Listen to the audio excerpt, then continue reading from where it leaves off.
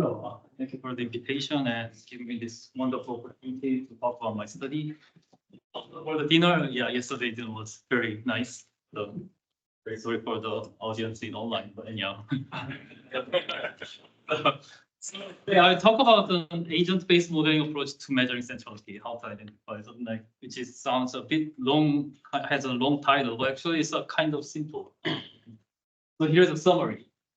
So at the beginning, I will just talk about the two different perspectives on social network analysis. One is graph theoretic perspective, which is very quite normal in many social network analysis, and relational social, suggested by MIUR, and it's also in line with the Harrison-White or this kind of traffic theory like that. And then, so I will think of what the meaning of network centric.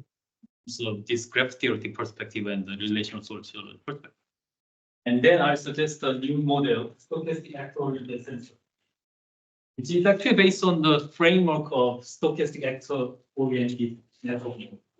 It's not actually the direct application of the stochastic actor-oriented network models. It just does some use the framework and some flexible ways of measuring centrality in terms of network flow. And then I will apply this new method to the two very widely known coordinate networks. The one is Mary's network for 10 families, and the Mary's network studied by Freeman. And then I'll talk about some implications of this study. So here is a very clear summary of the graph theory perspective. And something like centrality measures are usually differentiated by the assumptions of network flow, like shortest path or random or any type of just walks or something like that, such as.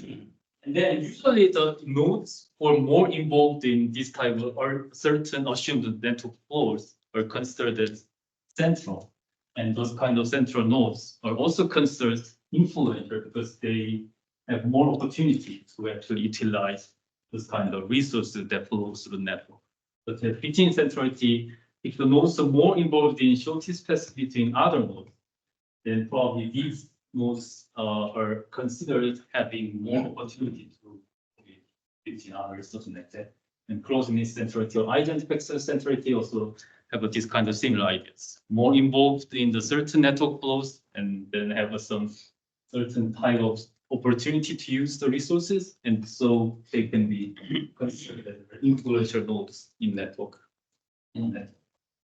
So, but actually the network flows, assumed network flows are quite simple and not customizable. Actually, it's so when you apply the between centrality, you don't need to think about what is the type of networks or something like that. You can actually apply in any network, in network of Italy from this data of Italy, and so from the data of Korea, whatever, doesn't matter. You can actually apply between centrality in a formal fashion anywhere, any network, if the network's some nodes and types are very well formalized. So as Bogati said, centrality has been considered an abstract property of a node's position in a network, measurable without regard for what the nodes and links mean and what process they might support. So it's actually this kind of formally, it's actually very strength from the graph theoretic perspective.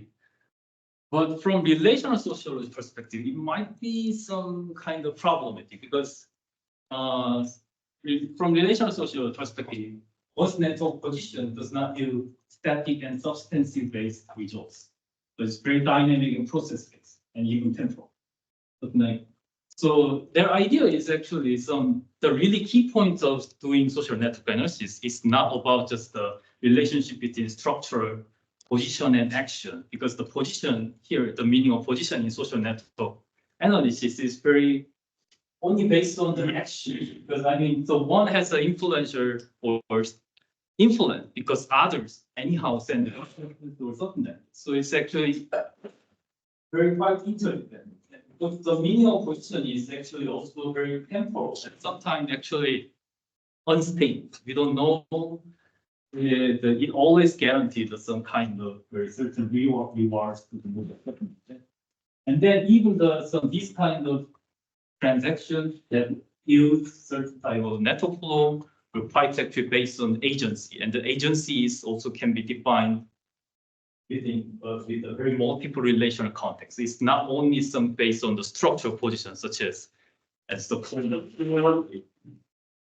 It's not just about network closure. Okay, so my friends know each other, so I should have my friends. Something like that. It's not only this kind of structural position, but also there should be some hidden meaning of sending resources or doing exchanges based on cultural or social psychological meanings. I only some share resources with some racially homogeneous others because I feel some niche or some comfortable. Some people actually some these kind of stereotypes, or some people others also may think, okay, I don't trust this person, so I only have this person. So like link context of link tie also very important.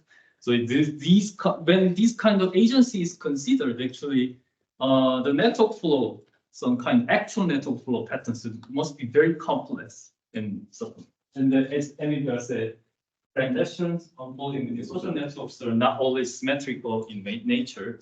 Both are often directional and then something like indirectional, and then implication for actors differential access to resources. Sometimes because of these complicated these patterns of network flow or actual resource flow, something like actually some meaning of network position is very actually also complex as well. So here's very interesting some empirical study who tested some brokerage powers in the Chinese context. Like so the authors found that actually the brokerage measures such as between centrality or structural measures actually does not explain the high-tech firms some social capital process, because usually in Chinese context, the people actually are not willing to share the important information with someone if the someone is not really involved in their group. So from the between central context, okay, the node A is actually in the middle of the three groups, and the shortest path between the node C and D, and node B, D, actually always goes through the node A. So in terms of that, graph theoretically, node A must have a very strong brokerage power.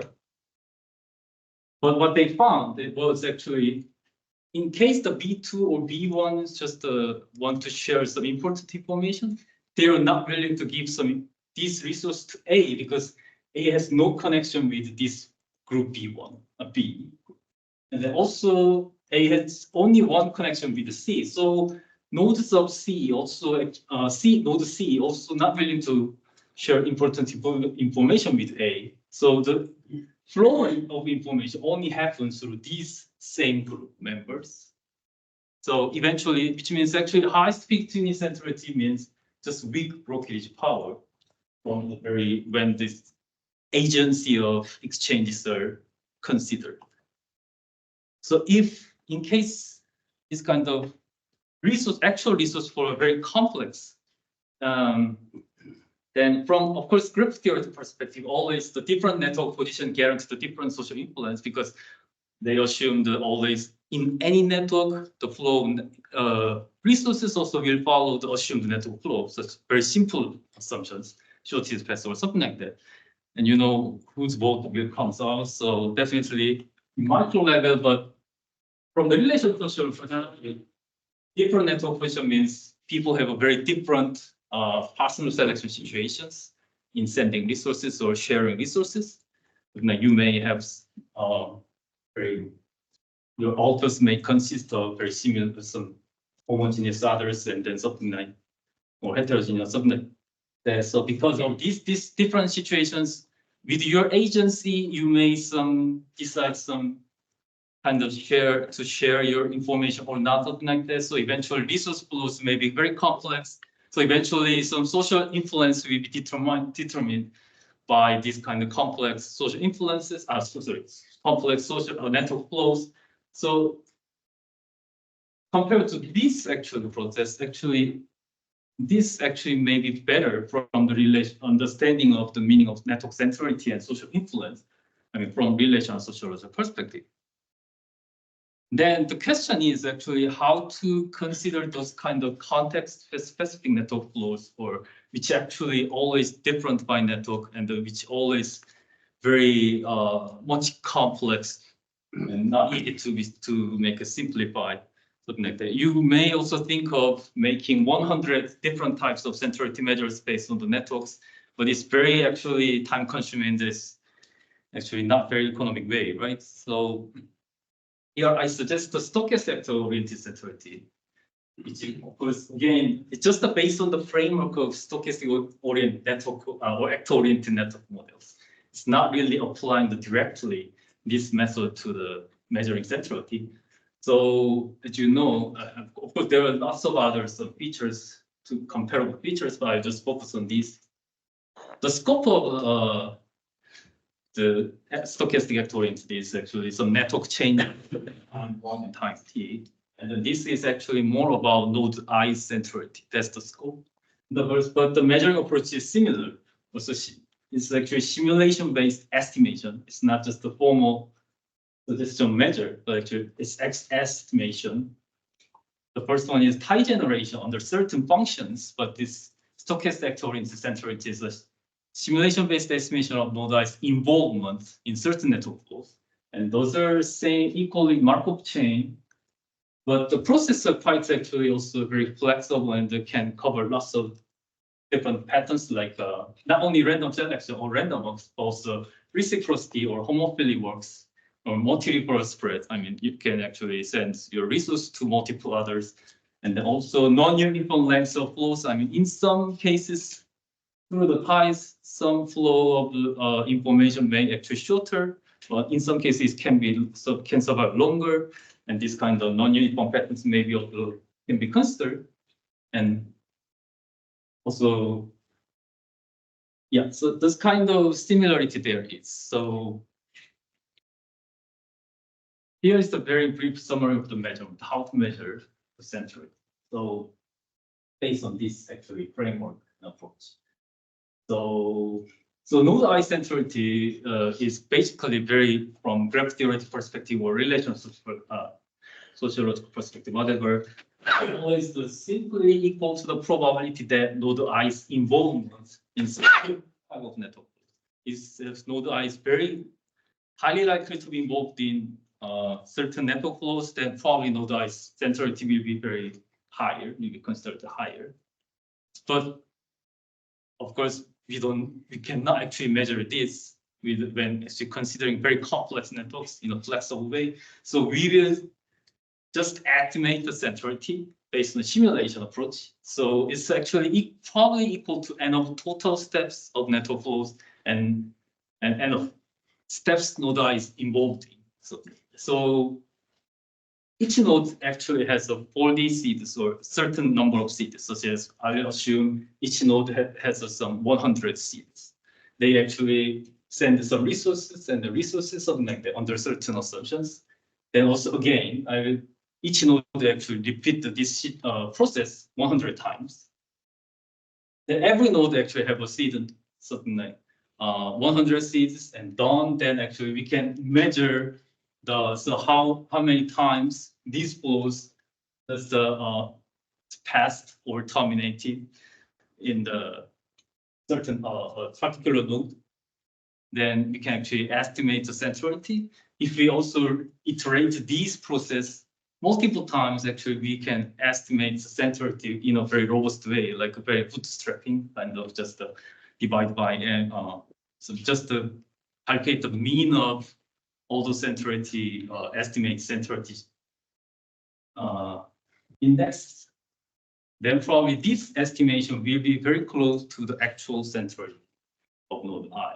That's the basic idea. So estimation based on some repetition of network flows under certain assumptions. But the problem is if we actually use this method, the problem is it actually very largely affected by the network size. So like if there are 100 nodes and 1,000 nodes, and I mean, if 100 nodes, then probably the calculated probability will be close to the 0.2 or 1, something like that. But if the size is like 1 million nodes, the centrality index will be very low, something like smaller. And then, but even if it's smaller, it's sometimes very meaningful, something like.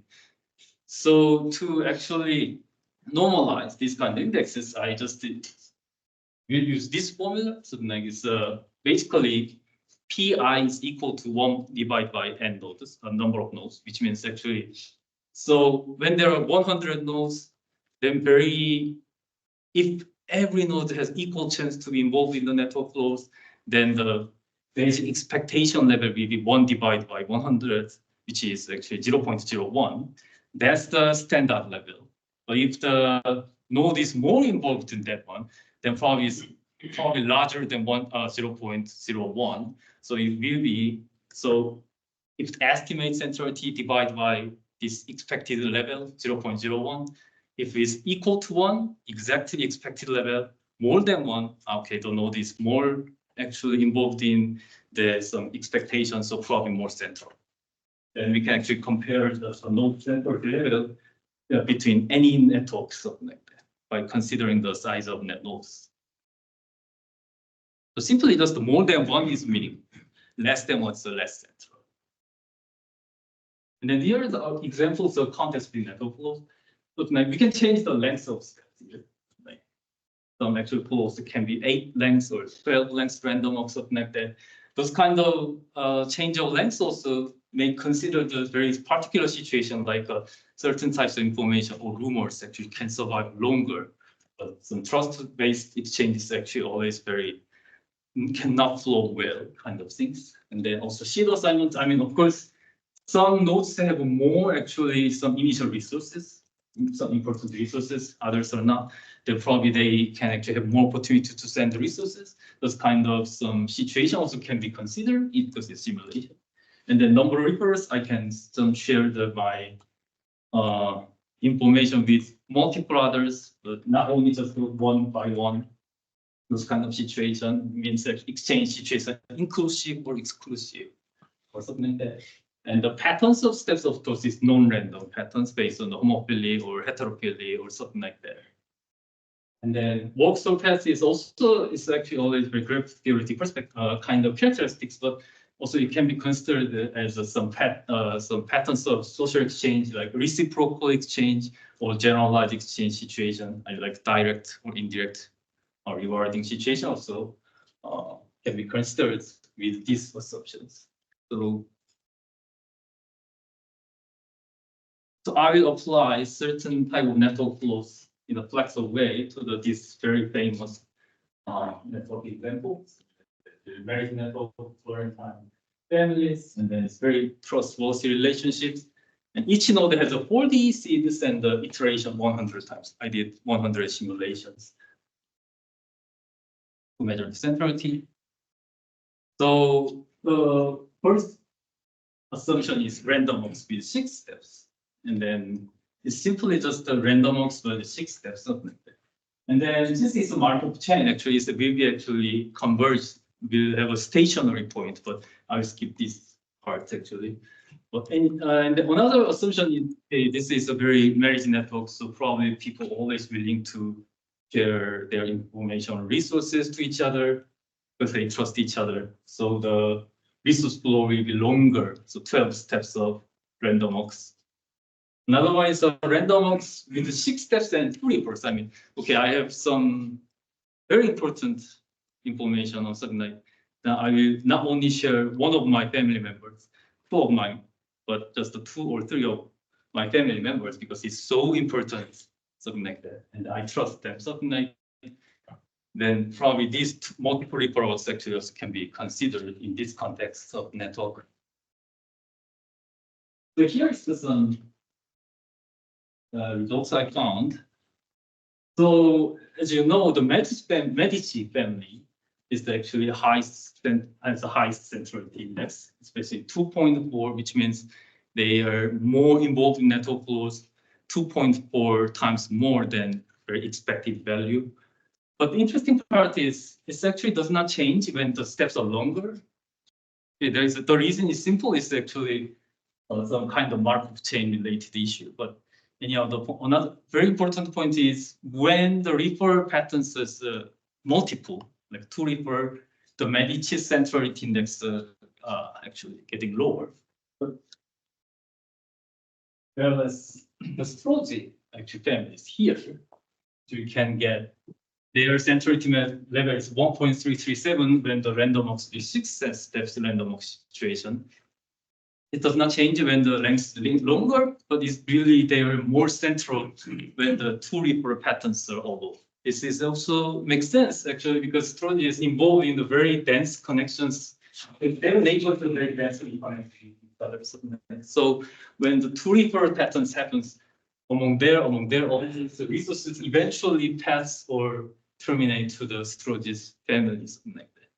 I know it's very kind of intuitively understandable, but the point is this kind of our also intuitive understanding about this density context or something like, and then also can be considered in this kind of in the decentrality measure in a very flexible way. So also the other types of other nodes, these blue color nodes, especially get more benefits is when the some multiple reports happens.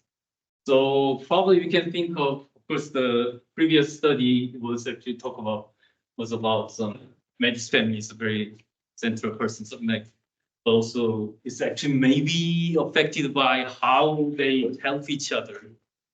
Actually, sometimes may actually have some hidden mechanism to explain the Medis power in this context.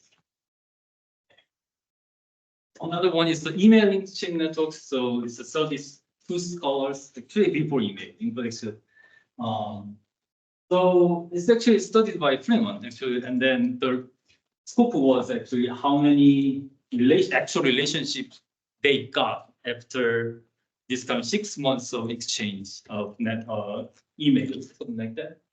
So also saying I just use the same approach, but what would be the different assumptions network? For random walks with 6 steps, just the reference point. And but I assume the two very different types, homophily walks and the heterophily walks. Because when the flow of pattern is considered referring or introducing friends, but like, okay, I know this person who studies social psychology, so do you wanna talk with him, something like that? This is probably some flow patterns in a very abstract way. But in some cases, people actually want to interact with similar others. But in some cases, they also want to interact with different some people in other disciplines. Among the 32 scholars, some are actually sociologists and others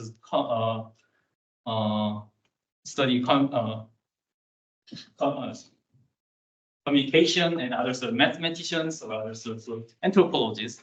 So there are lots of some multiple disciplines there are. So there are some interaction patterns to be something like some interaction patterns by the referring process will be also homophily based or heterophily based in terms of discipline. So here's I found something. So random 6-step randoms, maybe not very interesting parts, but here the person who is actually sociologist, he was actually in the very 2.477 when the random walks, the centrality on the random walks.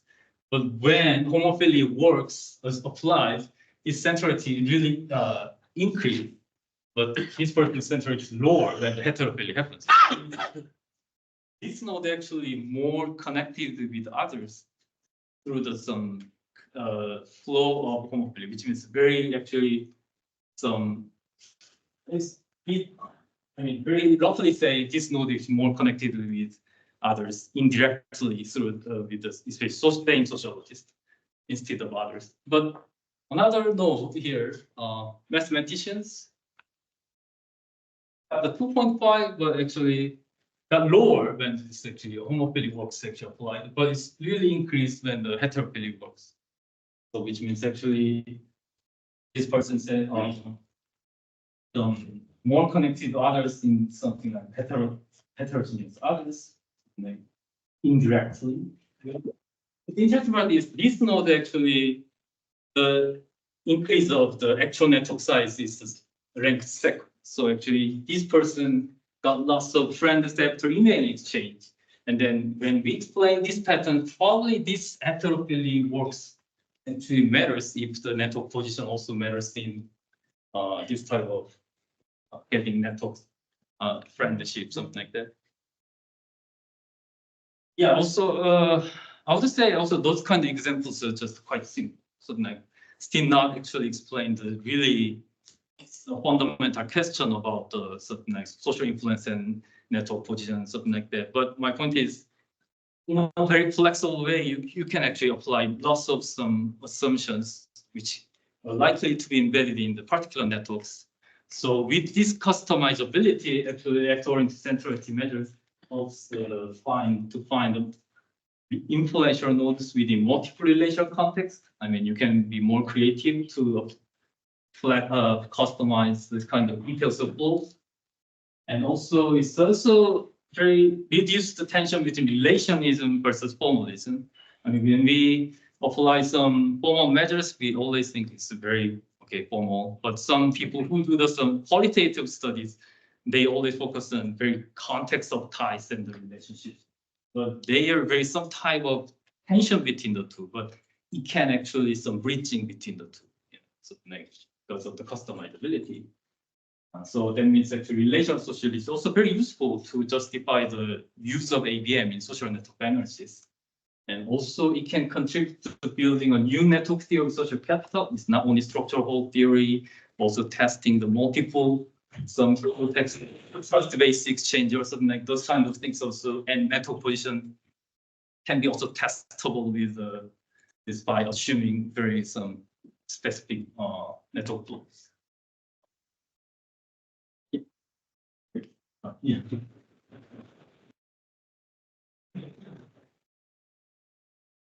Thank you, Yusuf. Any questions? Christoph? You can go first, Karen. Yeah. So, of course, it was a very nice idea, and I like the concept. But of course, sometimes we have longitudinal data about social networks. Do you think of the application of this simulation-based centrality also could be used somehow to longitudinal determination of centrality? Yeah, I think that's an interesting issue. So I think one very easy way is, of course, we can compare the influence at time 0 and time 1 and how network position in the past matters. But another way is, of course, when network changes, but flow patterns at T0 actually goes through this node, and then if new ties generated in the time T1, then from go further, right? But if no, actually it's just stuck in there. So like this kind of dynamics based on the interaction between network flows and the tie generation also can be considered. And then, yeah, I can actually suggest more creative ways, but I do think there are lots of possible rooms to actually improve the. Because some of the ties some of the networks that you can apply this to, for instance, advice seeking or help seeking, are really about resource flow. So and in some cases we have longitudinal data about these networks, and we can see what when resource actually was flowing. Citation networks, how all offering works because of the based on the some interact with each other's possible relation of this. Well, Christoph and then Philip. I like the idea. Thanks a lot for the talk. So I was wondering whether you could elaborate a bit on the link to the other centrality measures that you described, because there's, for example, with eigenvector centrality, you also have like a random walk based interpretation, and in a sense you're not considering infinite walks and the probability of ending up somewhere, but you're considering restricted walks of a fixed length. Right. But there should be some similarity and the relation between the two measures and how this maybe how this relation works mathematically. And then I was also curious about validation, because I think I like the idea to think about that well, network flows are kind of embedded. Let's say they're more likely to happen in triads and more likely to happen in homophilous settings. when you said stochastic actor-oriented, I thought you would present like a full-fledged model with specifications, parameters, maybe estimate effects somehow.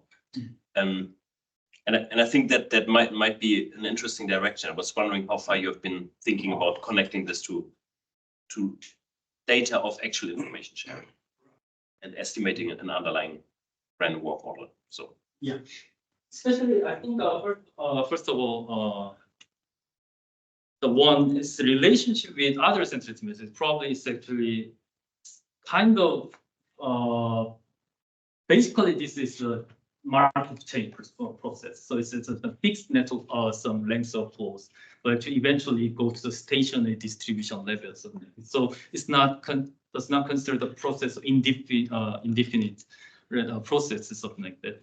So, but the stationary, but the patterns of selection of flows are just kind of customizable, something like that. So yeah, I think mathematically, it's actually some comparison is possible based on because basically under especially random walk situation is a Markov chain process. And so yeah, I will also more explain this part, especially in the manuscript. And then another, I would think the longer these steps are, the more steps you choose, the closer you just get to like an approximation of this infinite walks that underlying the eigenvector centrality, and then being on a path should be like proportional to the probability of ending up in a state. So basically you should get more or less kind of converge to something that's proportional to eigenvector centrality, I would think intuitively. Yes, right. From that point, yes, because usually this Markov chain is actually in this kind of stationary means indefinite context also should be stationary. So eventually it's will be very similar with eigenvector centrality.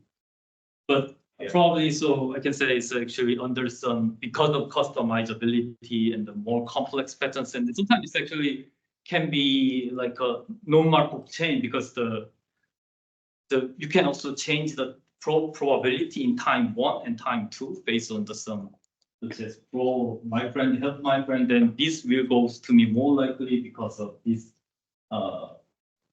the previous path exchange. So then it's actually kind of non-Markovian process because the transaction probability at time 1 and time 2 now become different.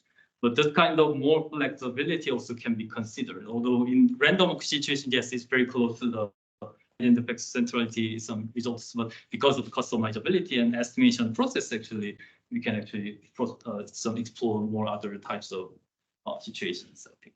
And then about the validity, I think there is some two validity issues in methodological issues and theoretical issues, which are very interesting to me. But in terms of methodological, actually, so here's a standard error of the estimated centrality measures, and like it's pretty actually lower, something like 0.06 or so in the normalized way. And then the running time of each measure was just less than 10 seconds.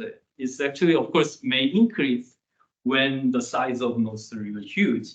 But of course, how to find some very effective approach to estimate the measures must be some subject of future studies. So I think our standard error can be always minimizable, so by increasing the seeds for each node and increasing the number of iterations, and because it's by the bootstrapping kind of thing. But theoretical justification, validation is a really, really important. I think it's a very something like I'm still thinking of something because so what if? But always the concern is, which means like in this flexible way, everyone can suggest every theoretical assumption, and they just find the relationship with empirical data, and then it actually does not validate their assumptions. But yeah, I shouldn't more people. It's actually a very interesting issue of what is the. But I think fundamentally, from the relational social perspective, this unstability and the flexibility of the network position, minimum network position, is the fundamental key point of the social network analysis. So I think that we can start with that point as well. A question from Philip. One first one was, you started with the idea in the beginning of A is the one that you want to avoid. One second. A people wanted to avoid going past A here, Oh, yeah. right? Mhm. To what extent is this dependent on people actually knowing the network as a whole versus is it a local process? So that's the thing I'm not completely sure about, whether homophily itself is enough to basically do this, because you're talking about not necessarily having some attributes, but having some cohesion.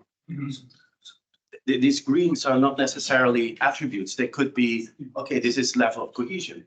So if that's the case, are you actually, to what extent do people need to know the whole network, which is often assumed that it's not the case, that people do not know the whole network? And that's one thing. And second, if it is based on cohesion, wouldn't you want, instead of an attribute-based selection, would you want to have a cohesion-based selection? So I'm going to be more likely to link with someone that's in the same group as me. Then basically we have common connections, rather than what you were looking at. Second quick question was, you have this homophily, heterophily effects. To what extent is the centrality becoming, in a homophily effect, to what extent are the nodes with with characteristics that are a lot present? So for example, sociologists in the EIES data set, there are a lot of sociologists. There are few mathematicians, I think. To what extent is that impacting basically the fact that the sociologists will become more central because they have more options to choose other sociologists? They can flow more among each other. Whereas mathematicians, there are only a few. So that's Great, I'm gonna ask you then, to be just a bit precise in replying so that we can move on to the next presenter. So I mean, in case actually, as you said, it's a kind of cohesion matters. I mean, like I said, their study finding is actually like, okay, actually, instead of brokerage power, it's a cohesion matters. But from very graph theoretic perspective, it's just the network node A is always must have a strong brokerage power, but under certain context, actually cannot be. But then that means actually we have to apply some different measure that reflect the social cohesion. But we cannot do this in every time and based on every network. So like it's very difficult to consider every network as a very context of culture and psychological things. So like I'm suggesting, why don't we just use a very flexible method of some centrality measure with a very flexible manner, something like that. So that's the key point. Of course, it's So then about this is actually it's because proportion matters, something like that. But also at the same time, some sociologists actually have no change in the centrality measures. So actually, even if in terms of proportion, network proportion, sociologists always some kind of easily interactive with the sociologists, but when this flow pattern is applied, actually some sociologists have some strong centrality, which means more access to resources when the flow patterns are heterophily or something, but others are not. Those kind of dynamics there is, even if it's under the same proportions of scholars, disciplines of scholars. So yeah, that dynamic focus here, I think, can be. Thank you very much, Yusuf.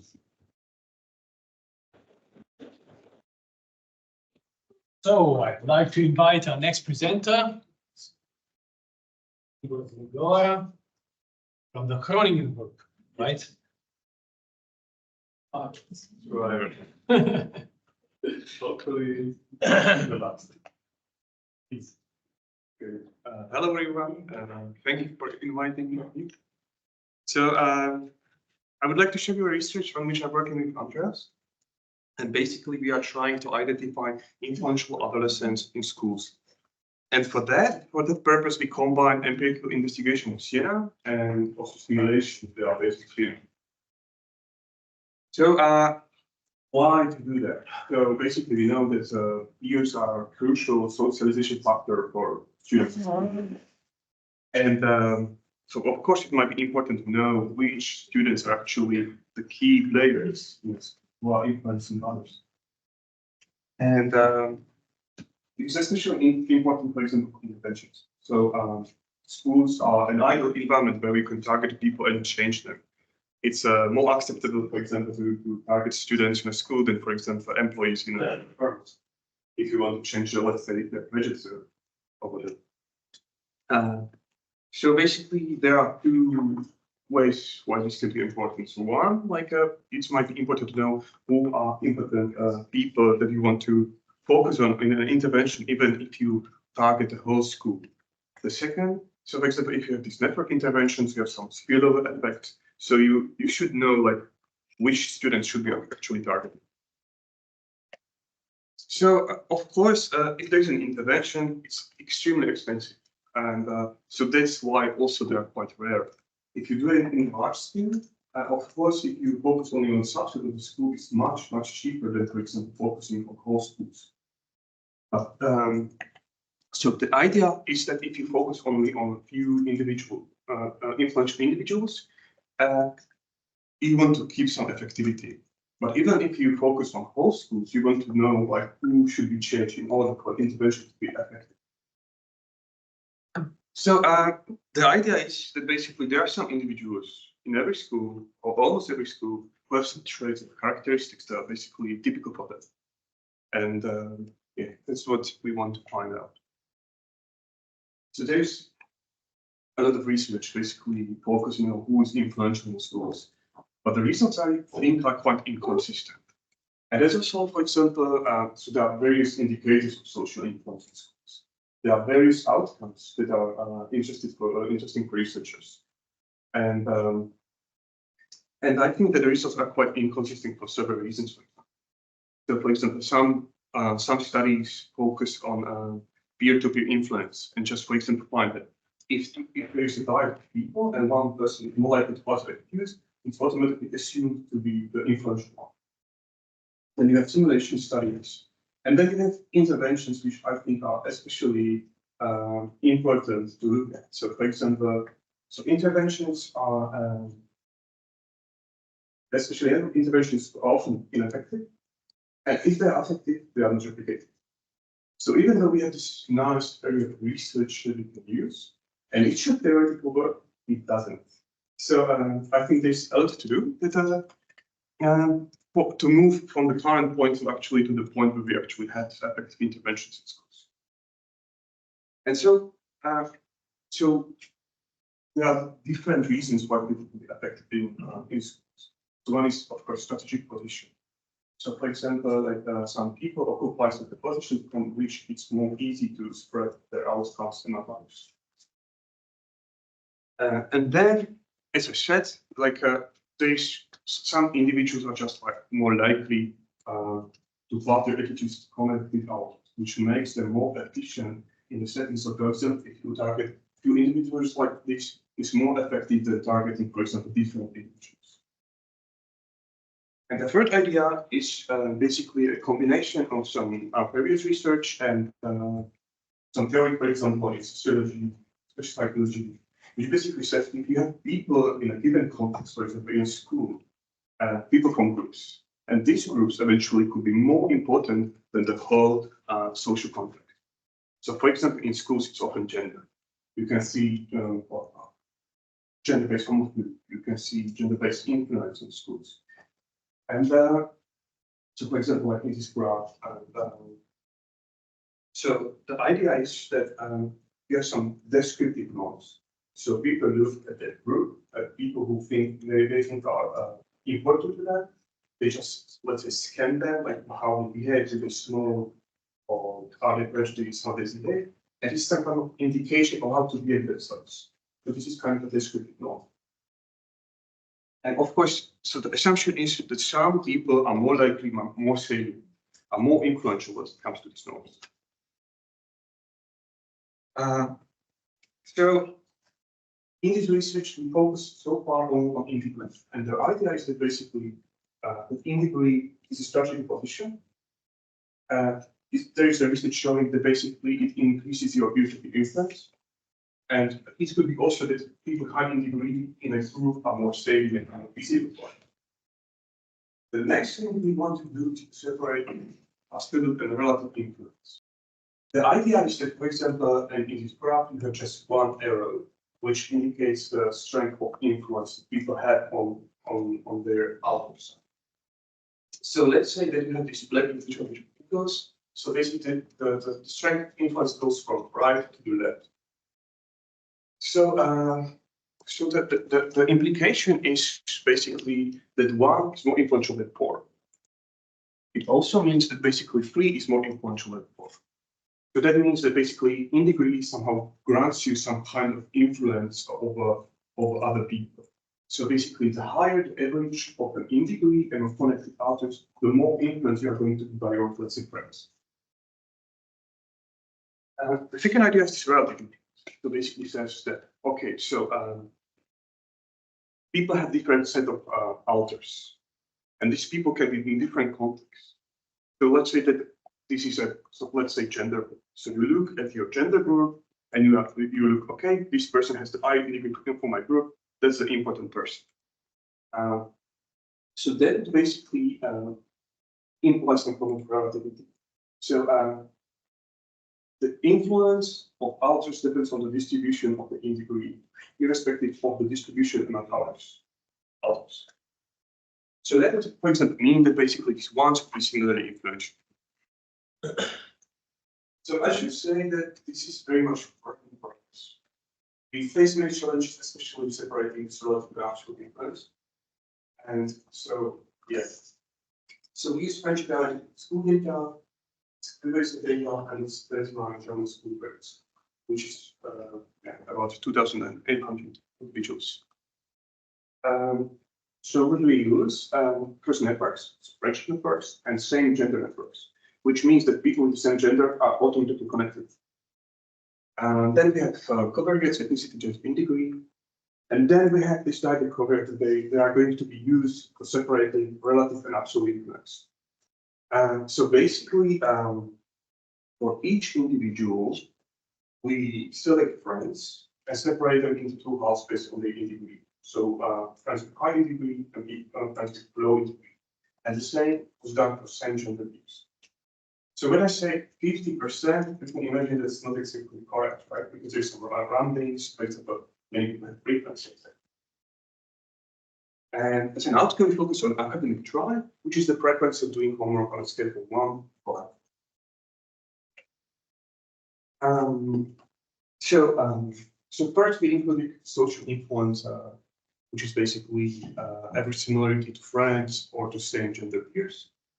Then we have this absolute influence, which is basically an interaction between this influence, for example, from friends and average in degree among the friends. And then we have relative influence, which is an interaction between similarities of influence and whether this influence is coming from this 50% of the friends with the highest in degree.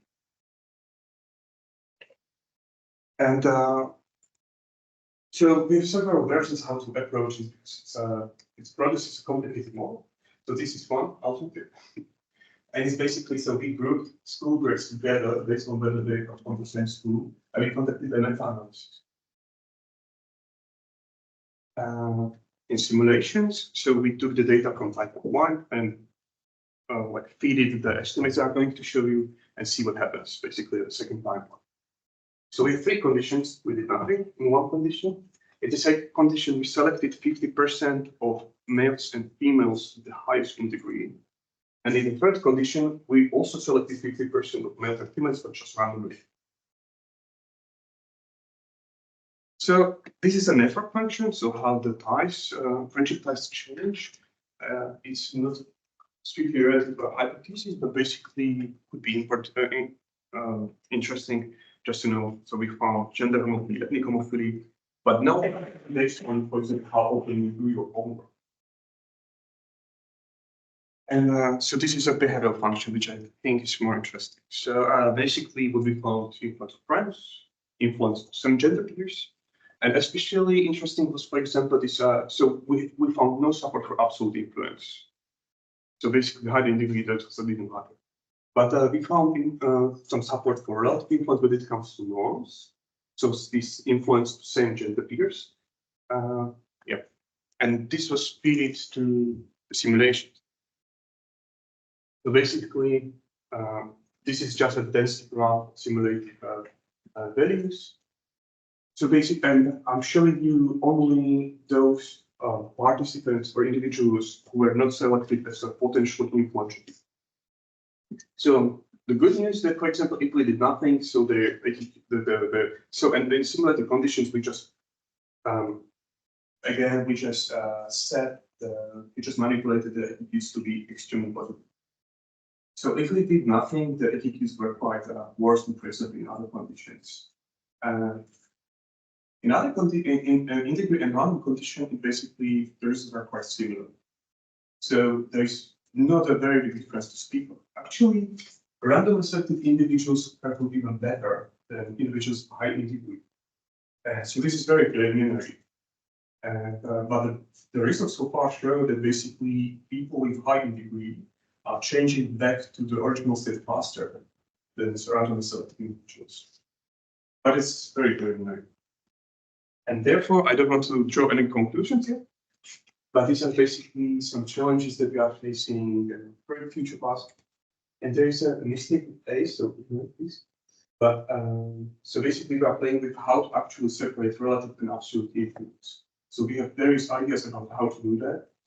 They are yielding a bit different results, actually. I'm not going into the details, but basically, we are facing this problem. And so what do we want to do in the future? So first, we have this empirical model that works in this condition.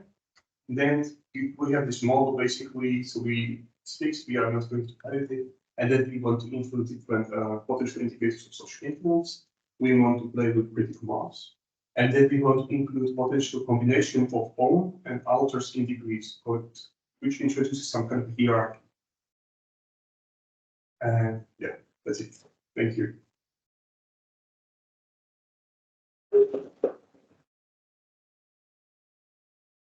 We do have some time for questions.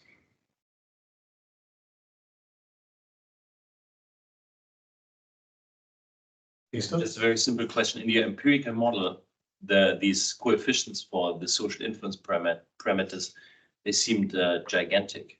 Yeah. But Yeah, sure. are you concerned about using this for a simulation, or do you fully trust that these are not just weird outliers? So basically,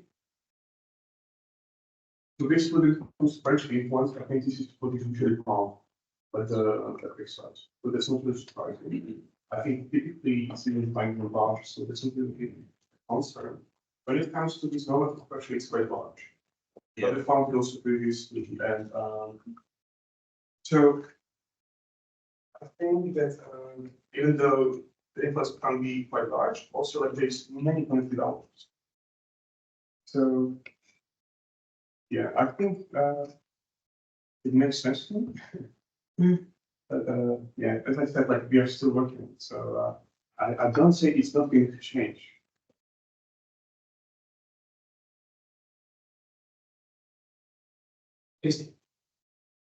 Concerning the, say, the criteria by which you want to identify the peers, you have longitudinal data, as I understand. Yes. I think it is very important to check whether these measures actually are stable over time. They are not like yeah. And then, if you have in-degree people and people lose their in-degree very fast, then the whole reasoning for picking them has been undermined, sort of. Yeah, absolutely agree. So basically, it's also kind of I don't want to say random, but for example, I was going to people who actually didn't do the facility exactly the same condition, and they found that, for example, in the second wave, it was like 50% of people were not selected as INTP, even in conditions when there was no intervention. So it's changing rapidly, and that's the damage. In general, I think this is a nice illustration that when simulating, you shouldn't keep the structure intact. Exactly. Usually the substrate, the network is changing in response to the process that is unfolding on it. And it's yeah. So I checked integrate in this case, for example. So initially, of course, like it's like 2 beats, but they are coming closer. So there's so there's certainly some variation.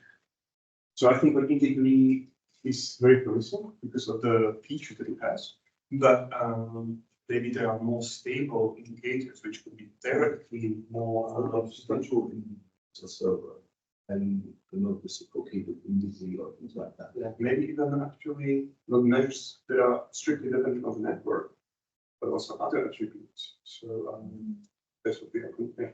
We will see. We have one more question from Christoph. This is not about the model. I was curious when you talked about influential peers and the role of norms, and combining this with like your position within a group. I thought that this is probably really context dependent whether this is a good strategy, because you might have, let's say you're interested in intervention with regards to some specific behavior. I think it should matter quite a lot whether this behavior is part of the set of norms of this group. Because if you, let's say you have a group that centers around drinking, actually the leader of that group might be the most constrained person when it comes to changing their behavior, because they're kind of representing the most central part of this specific drinking cluster. However, if it's a group that is centered around doing sports, this might actually be the most influential person or very influential person in the network. Have you thought about this tension? Yeah. So yeah. Yeah, I thought. Well, we're the psychologists, that's why I'm sure you have a good answer to that. I'm not sure whether I get a good answer, but so what I've asked is, so I can play the other option, just focus on one outcome and just do it. And but what we are looking for is like more general strategy, so like influential individuals. So like for example, if you're prejudiced people are going to be in like okay, so for example, groups based on ethnicity. So we, for example, in our very research, we did exactly that. We have different outcomes, and for example, most based on gender and ethnicity. And gender indeed seem to be often related to it. So basically, this is to make our lives easier actually.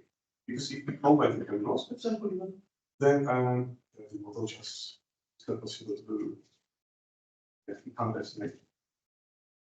So, but the second question, so for example, yeah, so basically, I think this is also like a pretty basically that there's usually some starting in the person that's going to be changed. And there's also feasibility. So as you said, so for example, if there's a person central in a group and this person is central because of it, then he's not going to change anyway. If he changes, they will just select a leader. But this is future. After this project, we actually would like to do some interventions. And maybe we'll just see what it works. But I don't think that yeah, we are going to opposite in this step. Yeah, and I like the project. I find it difficult to understand what actually influence is here, right? Because it's not that someone is forcing you to adopt my behavior. We're actually modeling adoption and saying, okay, who is going to be adopted?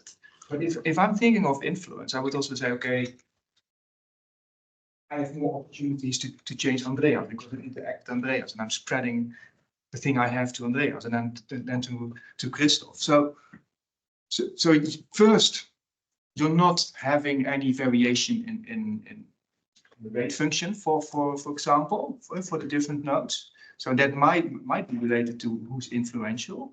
But when I'm thinking about influence, your Archena model may not be the perfect match because you're actually doing adoptions and then you have different mechanisms. It's different whether or not you think, okay, I'm sending my information to you and what then is a tie or relation or adopting what the other one has.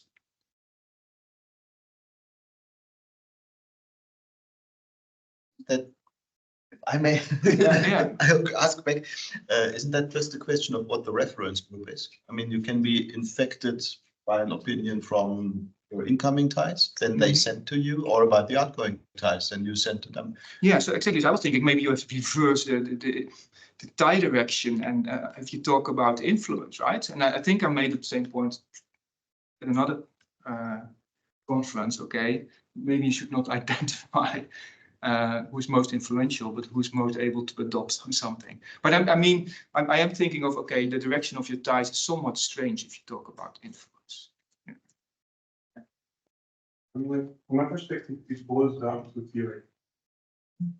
And what is the assumption? So Yeah, I mean, like, it's a good question. I would think about it. But eventually, I feel like, yeah, I mean, like, yeah, thank you for your question. I need to think about it, but we can talk about it later.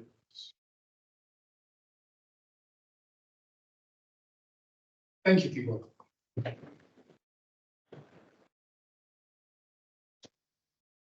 So as I anticipated, we are missing two of the scheduled presenters, but Andreas is a co-author of both of them, and he kindly volunteered to, offer us at least a summary of what they would have presented. So I sent you the slide. yeah, And I would like to start with Tanja's. So Yeah, because you do. from the program. you do whatever you want. You can. It's No, you're free to.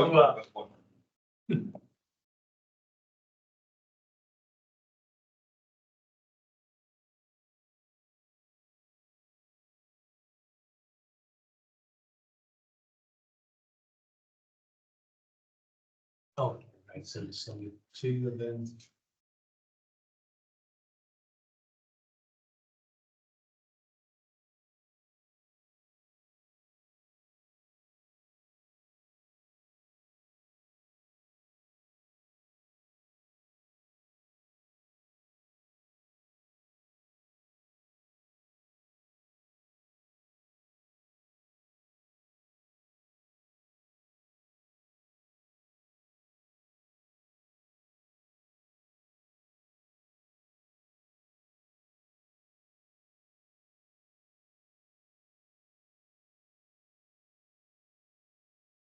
Okay, thank you very much. Yeah, well, first of all, both Tanja and Alla sent their apologies, so they both don't feel well this morning. Some correlated risk, probably, maybe related to food. So they're both very sorry they can't be here. I have from Tanja an older set of slides from a presentation he gave last year at the ETH. Maybe Christoph, perhaps you have been there, I don't know. No.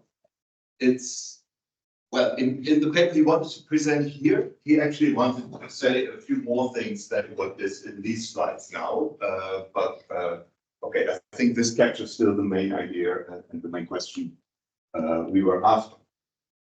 So this is on trying to use or using the stochastic actor framework to test some assumptions which are very critical and very crucial in opinion dynamics models. Those of you who know this opinion dynamics literature surely will have heard of the bounded confidence model. It's one of these models which gets, I don't know, thousands of citations and papers written about it and so on, but very little actual empirical work. Similar with ones who use assumption of negative influence I was talking about in my presentation earlier in the summer workshop. So this assumption that if you don't like the source of influence or the message you get, you may want to distance yourself even from that source of influence in your opinion. Again, very crucial, very important assumption for dynamics of these models, and again, relatively little empirical work trying to test this. So that was the main motivation why we embarked on this project. Let's see how this works. I get like this. Okay, I will now a bit, of course, go quicker about this, summarize this. So here Tanja visualized the bounded influence, bounded confidence assumption. Basically saying, okay, you have these two people, and this person has only a limited range of confidence. How many people within this distance are taken, or I have confidence only in people whose opinion is within this distance from my own opinion. If someone is outside of this bubble, if you want, I will not listen to that person. So that's his visualization. I'm happy. A little distance. I should my opinion first. I will tell Tanja about your labs. He will. Okay, so then there is this other assumption of negative influence. It's about the well, one source is the opinion distance. In my talk, I was talking about some other things, for example, whether you belong to a different group or not. But for now, we focus on the opinion distance. So again, if you're outside this range, the discrepant source is sort of enemy. I don't want to have the same opinion which you have. Like you. And I move away from your opinion. From loads of simulation studies, we know that both of these assumptions and exactly how large this range is can be very, very critical for the outcomes of the dynamic and decide between whether we get consensus or some form of clustering into different opinion clusters or strong polarization with forming apart into big opposed subgroups. So that's a good reason, I would say, inspired by earlier theoretical simulation work to now look more closely empirically into the validity of these assumptions. And there are, well, first of all, there are various papers, theoretical papers, making this point that it's very important how exactly you configure these assumptions for the outcome of the opinion dynamics, and also arguing, especially we did this here in this paper, that we need more empirical work. So yeah, I have said this already. These assumptions play a very important role for example, explanation of polarization. But then if you look at the relatively little empirical work, you could say on the whole, the evidence is mixed. I have talked already a bit about the experiments, for example, that we did. How I did a long time ago. This is actually an earlier version of the paper, I think, because the reviewers told us that we should change the title, that it's no longer Is There Negative Influence, but now it's a more sober title in the published version. But anyway, so that was an experimental study.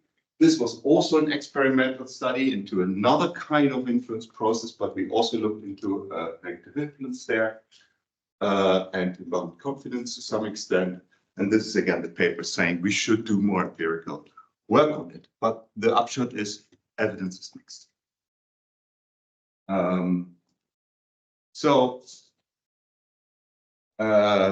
Well,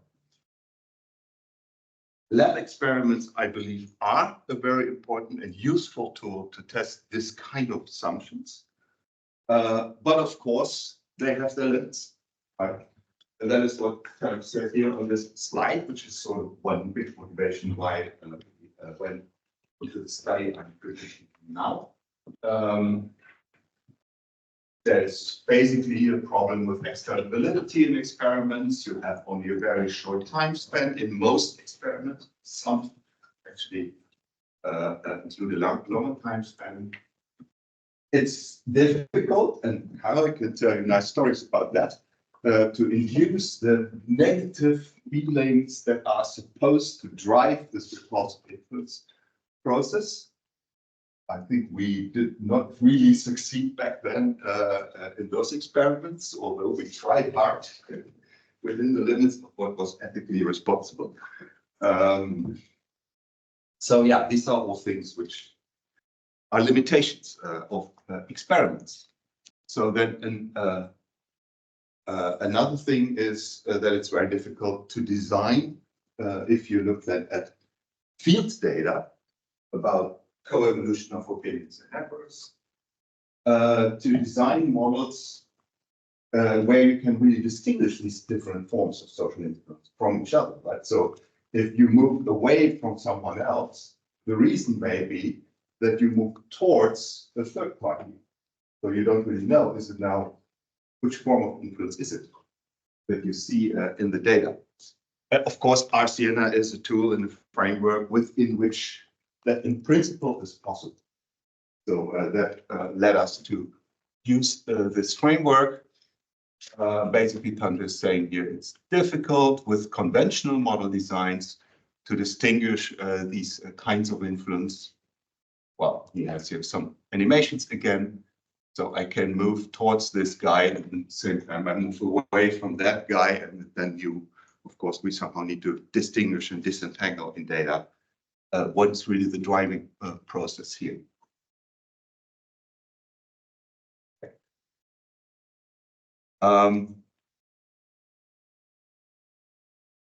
Think of it. Yeah, it's again also when we go to bounded confidence models, we need to think about distinguishing influence from friends, from influence from those who have similar opinions to us, and this tends, of course, to be correlated. So again, it's not so straightforward. What's really the driving mechanism? What is the source of influence if we, for example, would find support for an average similarity effect in an Arsiana model of coevolution of networks and opinions? Another reason, yeah, to look further and to think about other ways in the Arsiana framework to model these effects or these assumptions of opinion dynamics models. So again, lab experiments, like external validity, existing model designs, if you want, in the Arsiana framework, still make it difficult to disentangle really these different possible influence processes, which led us to, well, do basically an Arsiana SEOM model of a longitudinal data set with coevolution of adolescence networks and their opinions, sets of certain issues, but then also devised new effects, and that's not yet on this slide because Tanji here is basically first telling something about the general approach, the data set. We use data from the Arnhem School study, by now rather outdated, from 2008, but it's data we collected back then in the dissertation project of Tobias Stark. Well, Tibor knows the data well, right? He worked with him. And we focused here on one particular type of opinion, opinions towards a rap or hip hop clothing style. And well, this was 2008, right? Okay, so this, and we looked at, yeah, we used two waves, wave 4 and wave 5 of those data. Yeah, let me see. So, yeah, I think this slide basically doesn't say a whole lot of surprising things. False, we model selection, we model influence, estimate the parameters in the Arsiana framework. And I think I will now skip a few slides because time to spend some slides on explaining the Arsiana tool to you and what it is and how it works. And I think by now that's no longer necessary here. So I will skip those slides, but I resume here because this is a slide where Tanja says, okay, so this is what we typically do if we want to test social influence in an Arsiana framework. We model, or many use this average similarity effect. And it's a, well, some of you are the real experts on this. But if you look at the exact specification of this effect, it's sometimes find it difficult to really understand what's going on. But the one thing that is sure is it models influence from friends. So if this is, for example, an agent at an opinion position 2, and the agent has a link to this, that other agent, then the opinions of those two others to which you are linked, who you befriend, will influence your opinion. You will adapt your opinion towards their opinion. That's basically what we typically do if we model social influence. But that does not capture what we assume typically in these opinion dynamics models. Of course, also in opinion dynamics models, sometimes we have this assumption you can only be influenced by people you are linked to, but this does not necessarily have to be a friendship relation. It can be just, well, you somehow interact, communicate with each other. And when it comes to influence, about confidence and negative influence, What also matters is your opinion distance to those others you're linked to.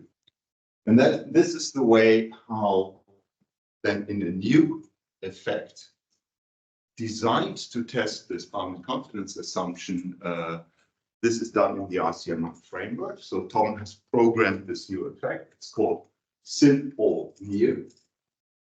And what sim or near is basically doing is that the individual who considers to adopt a new position on the opinion variable, which I understand in a technical sense basically means the decision between either moving one step upwards or stay where you are, moving one step downwards, evaluates to what extent, if I do any of these three things, would I then agree with people whose opinion will not differ from my own opinion more than the threshold level P. That's sort of the thing you want to optimize based on this sim or near. And it's independent of whether these people are friends or not. The sim or far effect does basically do the same thing, but it's the mirror image. What you want to optimize here is that you want to distance yourself as much as possible from all those whose opinions differs from yours more than a certain threshold level. And again, this is independent from whether these people are connected to you or not in the friendship. That's the sim or far effect. So these two new effects are now used. Okay, I'll skip this. This was just a summary. I skip this too, and I skip this, and I go to here. So this is, of course, there are a lot of model estimates behind this, trying around to make the model convergent and so on. And this is also using Siena base, right, as you see from the form of the p-values here, including the usual suspects on the side of modeling the network dynamics, including the usual control effects on the side of modeling the behavioral dynamics. So very often this linear shape, quadratic shape effect are included to control for trends and tendencies to either move towards or away from extreme values. And then there are, next to the average similarity effect, testing for influence from friends. These two effects here, the 1 year similarity, the 3 far similarity. And it's 1 and 3 because Tande was looking for all sorts of recombinations of these two things, these two thresholds. And this was the recombination for which overall the best model fit convergence obtained. Well, now then, if we look at what does this model tell us, then the support for the 1 year similarity effect is actually not present. There is no support. So it does not really, there seems to not be really this tendency that controlling for all these other effects in the model, you would want to move your opinion towards those opinion of those who are not farther away from you than 1 step. So that's tentatively, really tentatively, we could conclude here from this that there is not much support for this bounded confidence mechanism in these data with this model specification. There is more support for this, the 3 far similarity, which is in a sense a test of the negative influence assumption. So it seems that the data support the idea with this model specification, these data, that on the whole individuals want to move away their opinion from those who are 3 steps or more already away from them. So this tendency to distance from others, to distance even further from others who are very far away from you. All right. We also tested a specification without influence, without controlling for influence from friends. And this does not dramatically change the conclusions. but somewhat, effects change somewhat. So this is tentatively then the main conclusion that Tanja draws on the basis of this kind of work. I actually probably would have removed the word strong here. So there is evidence, I think, on the basis of this study for discrepancy-induced negative influence. There is, I think I will use the word relatively here, and maybe even have said there is no support for bounded confidence, even if we control or for the positive from friends. So far, I think we have, well, at least an interesting result that speaks to the opinion dynamics literature. But then another follow-up question is, of course, well, the opinion dynamics literature, this negative influence assumption is very often linked to or used as one of the key explanations of how polarization can come about. Now, given the data we have, given what we find in the data, is there actually then, would this aggregate up to polarization? Because that's, of course, the next thing we would want to know. And for that, Tanja conducted posterior predictive checks using this estimated sale. And on the whole, the answer would be, because this is, let's say, a polarization indicator, this is the mean behavioral tendency generated by those simulations based on the estimated model. The distribution you get, this is the empirical pattern, the data. First of all, you can say the polarization level here is really low. For that, you need to know the polarization indicator we used here, but it's an indicator that, well, if you see a clear polarization tendency, this must be way above 0.5. And it's here way below 0.5. So we don't really see a polarization tendency according to the fitted models in these data if we do the posterior predictive checks. Okay, here Tanja thinks about the next steps, which he is still working on at this point. And well, thanks a lot.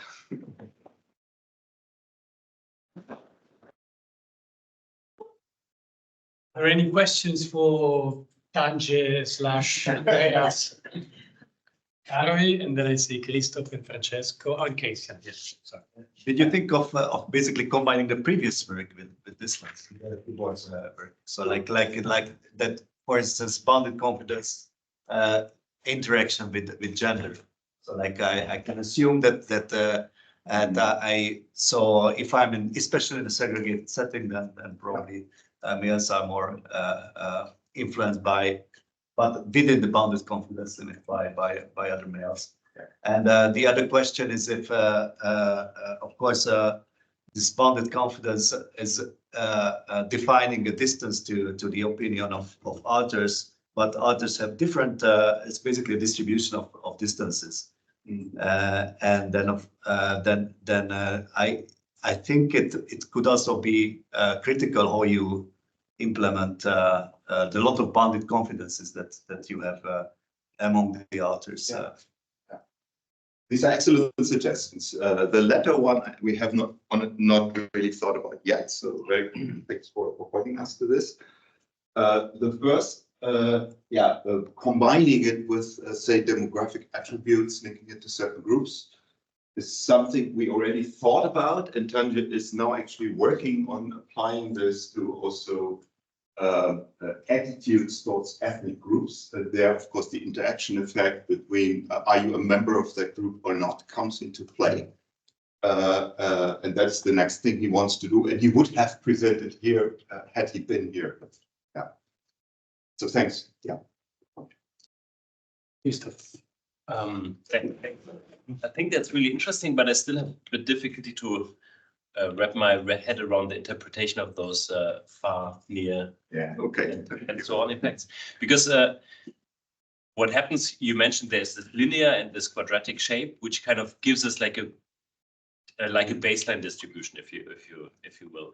So like a tendency, so it can be a quadratic shape, so it could be like a U shape. So there's a general tendency maybe that over time individuals move towards the more extreme cases. So that could be an interpretation of these control parameters. Yeah. And then this effect that you're presenting, I mean, it's really independent of the network position, but it only applies to your current position on this opinion spectrum. So basically, for everyone who has a low opinion of hip hop and rap clothing, it applies exactly the same way as for everyone who has a good opinion. And it seems to me that this might be just another kind of specifying this general distribution in more detail, rather than that this might have to do anything with an influence, with a negative influence effect. I was thinking, but maybe you've thought about this more than We I. were discussing this with certainly working our head around this joint implication of the quadratic shape and those effects, specifically the symbol far effect, because both, I mean, if you would have positive, I'm always confusing this, but I think if you would have a positive quadratic shape coefficient, yeah, okay, yeah, this would happen. That's and if you would have a strongly negative symbol far effect, this would happen. Yeah. But let's say the difference is that the quadratic shape that says this happens independent of the distribution of attitude of the others in the network. So to say an endogenous tendency of individuals to want to move toward the poles. Whereas the symbol far effect says you are pushed by the positions of the others to the poles because you want to get away from their position. So it's not the same thing. And I think the combination of if I remember correctly, a negative quadratic shape and a positive and a negative symbol far that we found in the data is probably the reason why we don't see this polarization on the macro level. So everyone tends to move towards the center, away from the poles, endogenously, independently from the positions of others. And at the same time, controlling for that, you are still pushed also away from the positions of those who are far from you. But the latter is not strong enough to counter the further. That's what we think is going on. That makes sense. Yeah, I think it's very interesting. Probably it might well, to communicate this, to just show a couple of those distributions, like those U-shaped plots and how they are altered by the because you have, I think this might be many networks, but in one given network, of course, you have only one distribution. So in a sense, it's good point. It's endogenous, but it's also kind of conditional on this initial distribution somehow. But I like the general idea about that. Okay, that's very good. Thanks a lot. Thanks. Francesco? Hi, Andres. First, a clarification and then an actual question. The clarification is that the P value, I mean, the threshold for bond and negative influence is not estimated from data, right? You plug it in the different effects, the 1, 3. Yeah, it's a parameter of the statistic. Yeah, it's not estimated. Okay, good. It's about the Bayesian thing. No, the threshold, the P threshold. Sorry, yeah, now I get it. Yes, indeed, that's not estimated from the data, but we ran multiple combinations of the P for the orient, P for the OFR, and selected that combination, which gave the best overall result in terms of model convergent, model fit. Yeah, another question is, I mean, more broad, is actually rap-based hip hop style, like something that individuals, I mean, it's an object on which individuals can influence themselves, or more some sort of broad cultural trends on which they are receptive? I mean, well, that's possible. Yeah, we did not think very deeply about this, I have to admit. I mean, we have various behavioral variables in this data set, including things like music styles you like, whether you like to work hard for school or not. That's sort of usual things, let's say, in adolescent studies. This appeared to us as one behavior variable where it would make sense that you are influenced by other people and that you might want to differentiate from those people who are different from you. That's about how deeply we thought about it. So since you're also the next presenter, I mean, depending on your energy, we can collect one last question from Christian. I really move on like to to the hear. next one. Next question. It's just related to the way the bounded confidence interval was presented here is two-person interaction, and how the one recipient acts to the opinion of somebody else. Yeah. While actually in the situation here, it's always multi-person stuff. I think this is a, say, theoretically maybe underexplored thing, how you should actually aggregate things. And maybe it would be better to actually test this in streams of two-person interactions other than in this discrete time point. Point. I mean, the way it's specified here, it's a multi-person thing, right? You saw some going some over. things up. Yes, Yeah, this is of course a way how you can do it, but yeah. Actually, in the theoretical opinion dynamics literature, there's quite some work into looking at the difference between bilateral and multilateral interactions. I would imagine that if you have it sequentially, then depending on the order of the exact interactions, you may end up in completely different. Exactly. Yeah. Okay. Yeah. Thanks. Okay, thank you. Please extend our round of applause to Danje. And then I'll show the next presentation.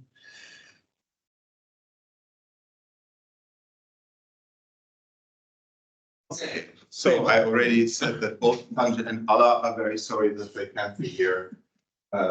This is work that Christian also is involved in, and also Sabine, who is a social psychologist at University of Milan, and Michael Mates, who many of you know from the opinion dynamics work, also experimental work, and the ABM work. Of course, we have done a lot together on polarization and related topics. Yeah, this is in the same spirit, to say, moving from the abstract theoretical opinion dynamic models more towards empirical data. And again, we are using here the RCNR framework, but this time, differently from what I was presenting Ange's work. Now the focus is on using RCNR as a simulation tool, but empirically calibrated simulation model. I'm glad Christian is a co-author, so you can fill in details I don't know, remember or don't know. Well, this is just the intro. I think I can skip most of this because it basically tells the story of there are these different effects and processes going on related also to intergroup attitudes. Basically what I was saying also in my presentation yesterday. We have social influence among in-group peers. We have effects of intergroup contact, changing my attitudes towards the outgroup. We have changing network relations, and all this together adds up in one way or the other to whether or not in a situation where there's intergroup contact, we can expect intergroup attitudes to improve or not, and to what extent. And that is basically told on the first 5 or so slides. So I will now rush through them. Maybe this one is, well, just good to keep in mind. I want to visualize here that you have these two simultaneous processes, so influence within a group and the attitudes of the members of your own group towards the outgroup influence you, but also your contact experiences that you have in interaction with influence your attitude. What's this in varying output? So at least the two kinds of simultaneous processes going on is actually in some empirical work, people also already start to disentangling these things. And we have already also worked on an empirical paper, really estimating and disentangling on this data set, friendship schools data set, these effects as well as we could, also with Christian as the author. And the simulation work here basically builds on the models estimated in that empirical paper. Okay, our last catches here, this potential for a downward spiral is basically also what I said in my presentation yesterday. So it could be a self-reinforcing dynamic because more and more negative intergroup attitudes, if you have also negative contact experiences, for example, and are influenced by your in-group friends to think more and more negatively about the out-group. It's visualized here and also visualized in the sense that you have a network part element in that and a behavioral element in that. So the network element could be if your attitudes are negatively influenced in some way, you may break relations to the outgroup.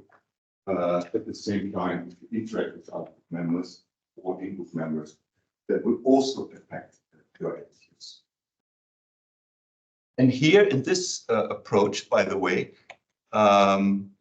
we, other than in what I just presented about Tange's work, we actually do follow the standard approach of assuming that influence takes place only within relations in networks, friendship relations.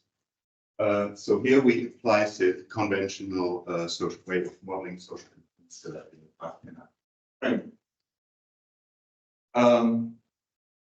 But what we are interested in is then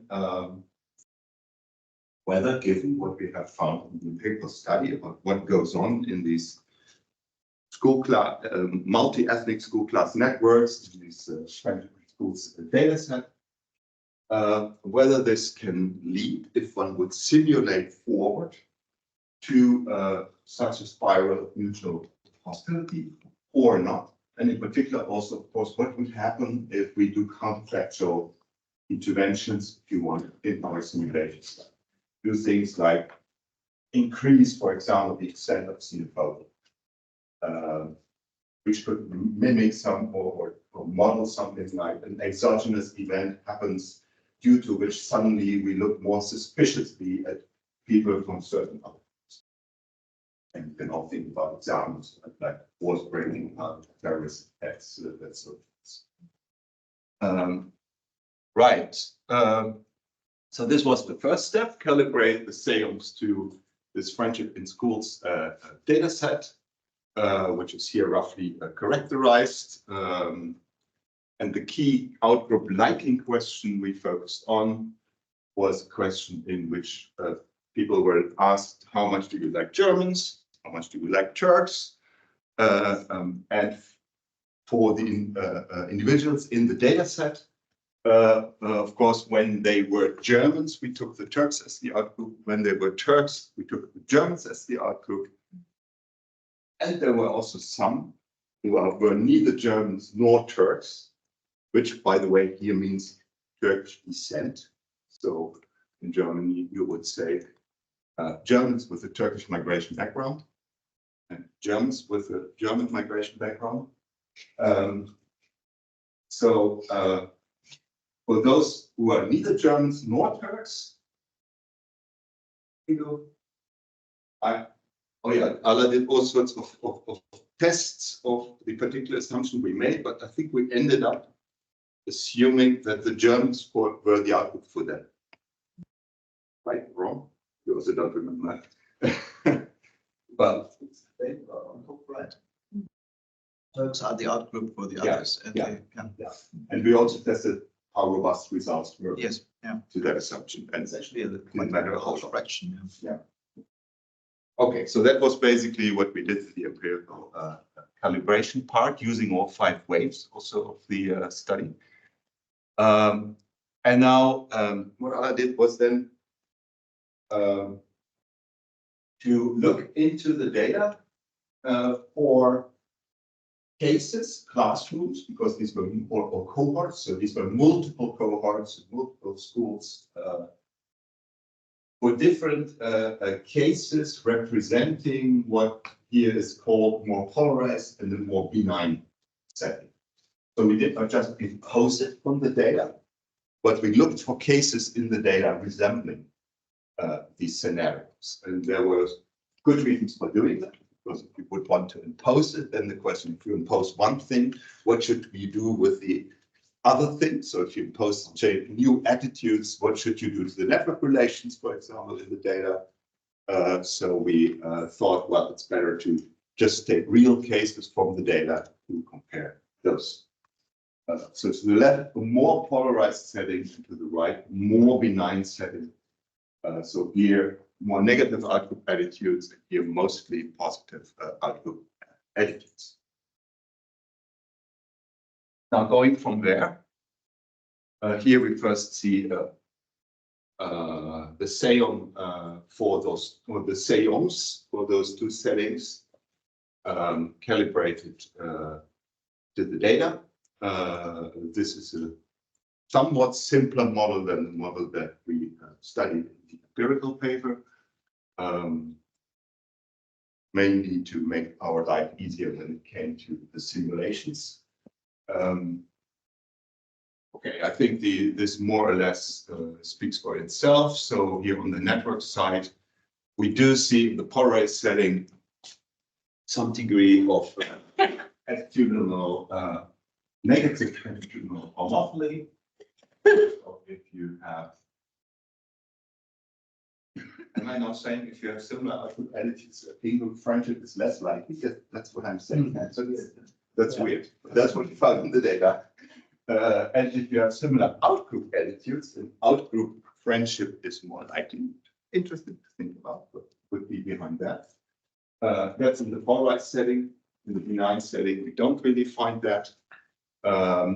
Also in the polarized setting, we find, and this is of course relatively straightforward to interpret, if you have, no, it's not. If you have a more positive outgroup attitude, you are less likely to establish an outgroup friendship. Okay, I wish Nala were here to help us fill that in. Oh, sorry. Yeah.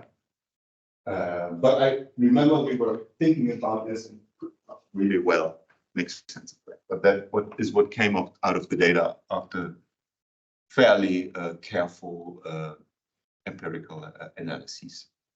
So that's the network side. The behavioral side, most importantly, actually we find not much going on in terms of socialization effects or influence from the in-group in the benign setting, so the polarized setting, but clear support in the benign setting. So you would be influenced both by your in-group friends and your out-group friends in terms of your out-group attitudes towards the other group. In terms of contact effects, also not that much, relatively weak support in the polarized setting for both the number of your co-ethnic friends and the number of your inter-ethnic friends is related to your outgroup attitudes. Going in the right theoretical direction, if you want, right? So having more inter-ethnic friends improves your outgroup attitudes, and having more intra-ethnic friends, co-ethnic friends, reduces your outgroup attitudes less positive. In the benign setting, it's not so clear. There's a bit more of a mixed pattern, also not so clearly in line with the theory. Right. Then this, you know this from my presentation yesterday, this was then sort of the theoretical background for the simulation studies we are going to, or did with the empirical calibrated model. So basically this idea, if some exogenous conditions change the degree of xenophobia in the context of this network that we have observed, what would happen? Where the simulation studies basically tell the story, well, you can have some degree of xenophobia and contact will still improve outgroup attitudes, but then there is at some point a critical threshold, and above that, you will see this downward spiral and effective polarization. That's sort of the background from the ABM studies for what is to follow. This is then what Alain did. So this is a first simulation study Alain did. So here we look now at a manipulation of different scenarios for the polarized setting. So using the model calibrated on the polarized setting. Basically what happened here is that we, relative to the coefficients we had for the empirical setting, made ethnic homopholy 3 times as strong. The influence from in-group peers 3 times as strong, and divided the influence from out-group peers by 3. So very coarse grained, but basically capturing the idea. If there's more xenophobia, you are more tending to befriend your in-group member, your in-group peers. You are stronger influenced by your in-group peers, and you are less influenced by your. Well, and this is what you can see if you compare the distributions for the number of students holding a certain output attitude between the different levels you have from don't like it all to like very much, and you compare the empirical, the distribution resulting from the empirically estimated model to the result distribution resulting from the xenophobic manipulation version of the model. And even if you simulate 5 waves forward, arguably in the xenophobic version, you see, well, a little bit of a trend towards less positive outcome attitudes. So the like very much and mean values go downwards. Distribution as a whole goes a bit downwards. And the don't like it all goes upwards, but the effects are not very big, not very strong. Relatively small change. I mean, one of the things I said, well, when we discussed these results is, why don't you simulate 100 waves forward? And, well, obviously an answer could be, well, but then you're way out of the range of what you ever could relate to your empirical setting. Nevertheless, I think it would be interesting to know what happens, but maybe that's a point for discussion. Okay, same thing for the benign setting, and basically the same story. So even if you simulate 5 waves forward, you see effects in the right direction, the one, but they are not very strong. Another thing that Alain did is, let's say, push it more to the extremes and compare 2 scenarios which she called the heterophilic setting and the xenophobic setting. So the heterophilic setting is compared to the empirical baseline now a setting where we have much less ethnic homophily, much, yeah, that's actually the main thing. So we really create ethnic heterophily. So these individuals, these agents want to befriend outgroup people, and we compare it to the ethnic homophily. And now you see somewhat stronger effects, right? Here for the polarized setting, in the direction one would expect, so more negative emergence of more negative attitudes, still not hugely strong effects. And this is a very extreme counterfactual manipulation. Basically, same story for the benign setting. So far, this is what Alain starts to raise here in terms of discussion points. But so far, I think we can say, well, this gives us mild support for the expectation that if there's more xenophobia, even based on empirical calibrated models, you would probably see a less positive development of attitudes, and it gives us no, or really not strong reasons to think that within the range of what we see empirically, we could see a really strong spiral of increasing effective polarization. So that seems to not be within the range of what these data suggest that we simulate forward based on even relatively extremely manipulated scenarios. And then, of course, there are a number of hard questions. Right? So how do you do this exactly? When do we stop the simulation? What do we do with the significance of coefficients in these simulations? We just took them here. I think what we did was we took only the significant effects, but we had some discussion about that. Well, reduced in any case, yeah. Yeah. Or what exactly does a certain theoretical problem from an ABM mean in same terms? We did here sort of an intuitive translation into the same framework. Perhaps different ways to do it. So that's it. So.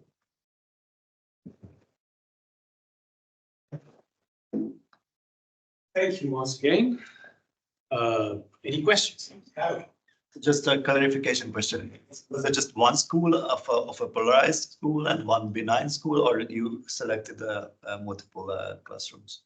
So for estimating the scenario empirically, we selected one cohort on the one side, one cohort on the other side. And I'm not sure about the simulations, whether we then simulated based on all school classes. I think we imposed the parameters then on all school classes we had to see what happened. Don't pin me down on that. Yes. I've question or a remark. I think that you have quite some strange results with respect to your empirical estimation, right? Yeah. And that might be because you're looking at extreme starting conditions. And so your parameter estimates are probably dependent on your starting situation.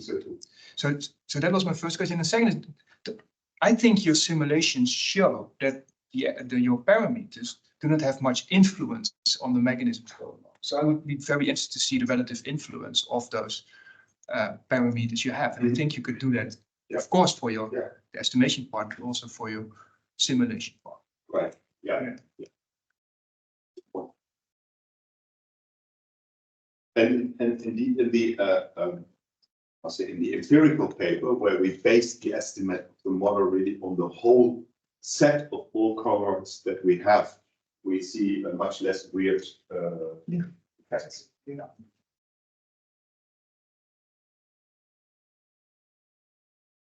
Okay.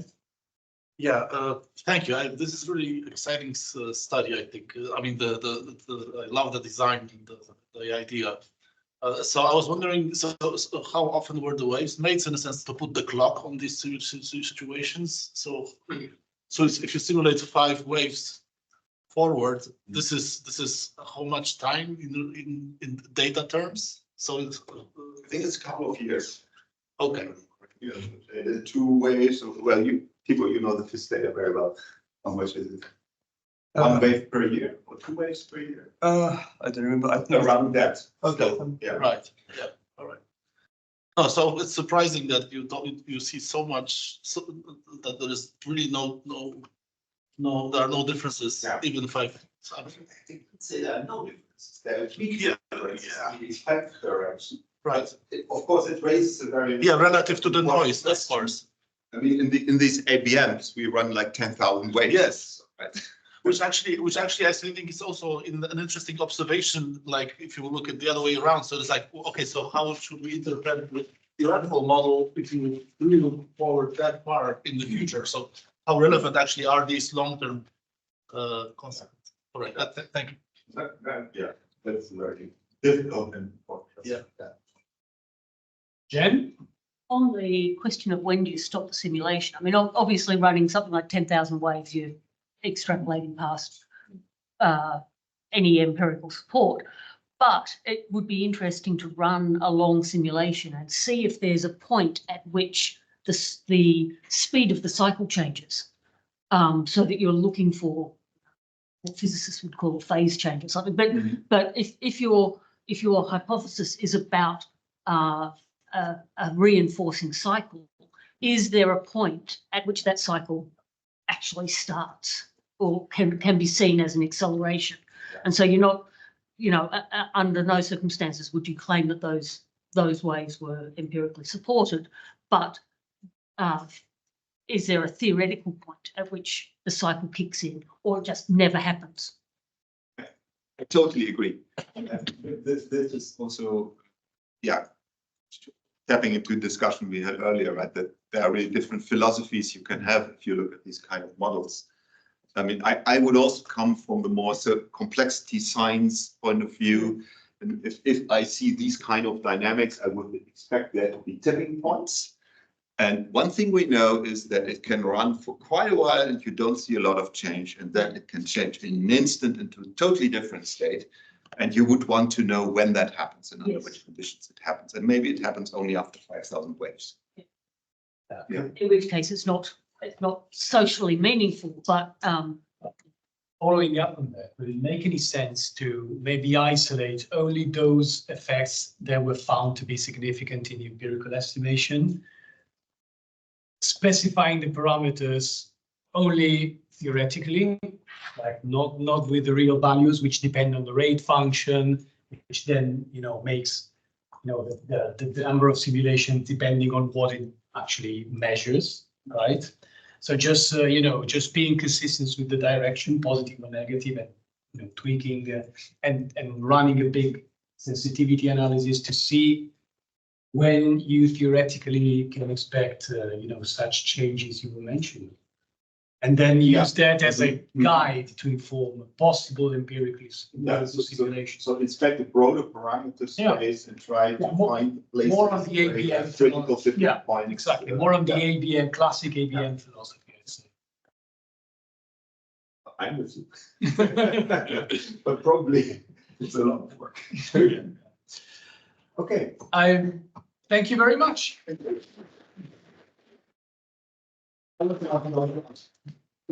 And thank you especially for replacing for